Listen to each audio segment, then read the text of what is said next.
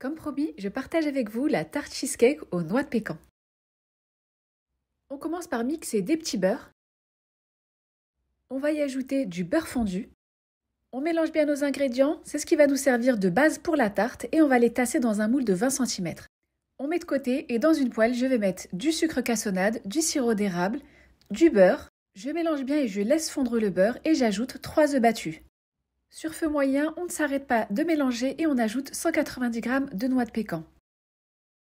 On continue de mélanger notre préparation et petit à petit, elle va s'épaissir. Une fois que c'est bien épaissi, on va le verser sur notre biscuit. On étale bien pour qu'il y en ait sur toute la surface et uniformément.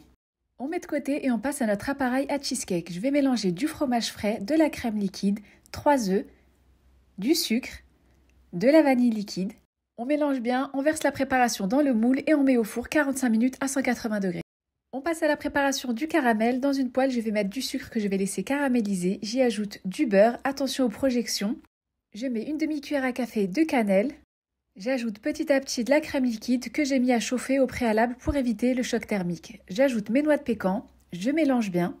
Une fois que votre caramel a bien épaissi et qu'il a enrobé toutes les noix de pécan, on va le verser sur le cheesecake que j'avais laissé refroidir totalement.